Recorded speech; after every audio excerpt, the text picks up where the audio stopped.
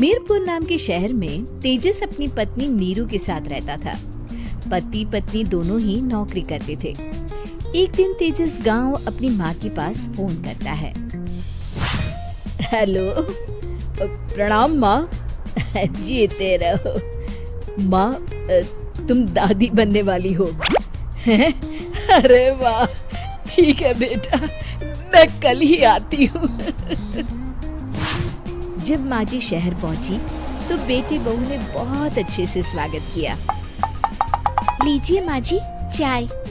अरे गर्मा गर्म पकोड़े ले आओ माँ के लिए। नीरू रसोई में गई और 2 मिनट में ही पकोड़े ले आई।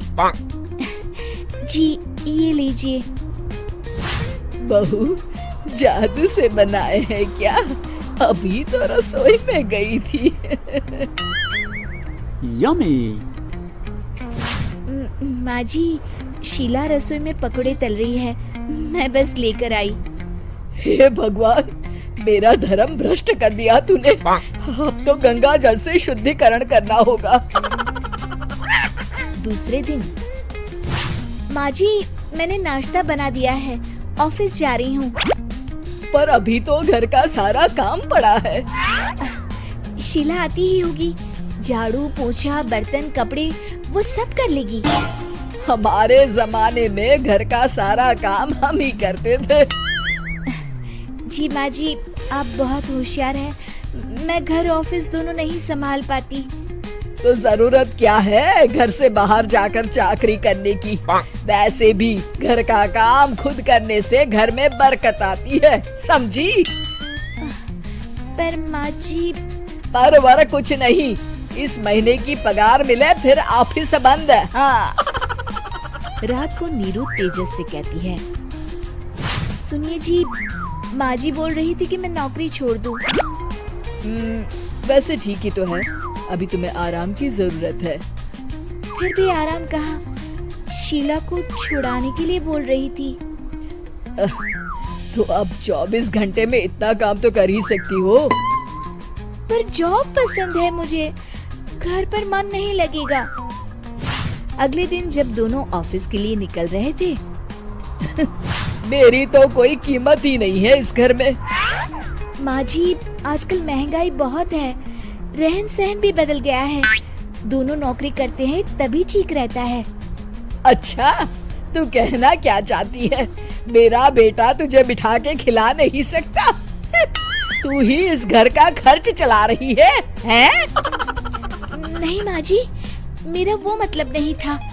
मतलब खूब समझती हूँ, ये बाल धूप में सफेद नहीं किए मैंने। हाँ। अब तो ये रोज का काम हो गया था। तेजस भी रोज की झिकझिक से परेशान हो गया था। एक दिन उसने कहा, नीरू, वैसे भी तुम्हें मैटरनिटी लीव मिलने वाली है, तो अभी से ही छुट्टी ले लो। पर क्या, मेरी सैलरी अच्छी खासी है। आखिर नीरू ने रिजाइन कर दिया। जब बच्चा हुआ तो घर में सब बहुत खुश हुए। कुछ दिनों बाद तेजस फाइल देख रहा था। क्या हुआ तेजस, कुछ परेशान लग रहे हो?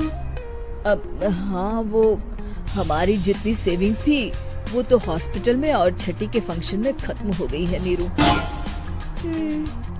और अभी वैसे मंदी चल रही है तो मैं बोल रही थी कल मुन्ना को हेपेटाइटिस का टीका लगवाना है। नीरू, क्या पोस्टपोन नहीं कर सकते? नहीं जी, बिल्कुल नहीं। अब तेजस को समझ में आ रहा था कि उससे गलती हुई है। पैसों की कमी का असर घर के माहौल पर भी पड़ रहा था। अगले दिन, बेटा मेरा चश्मा और ये दवाइयाँ ले आना, पर्चा देते हुए माँ जी ने कहा। जी। तेजस, मुन्ना के लिए दूध का डिब्बा और डायपर भी ले आना, और ये किराने के सामान की लिस्ट है, इसे भी लाना है। तेजस गुस्से में लिस्ट मरोड़कर फेंकता है और चिल्लाता है, पैसे क्या पेड़ पर उगते हैं? ये ले आना, वो ले आना।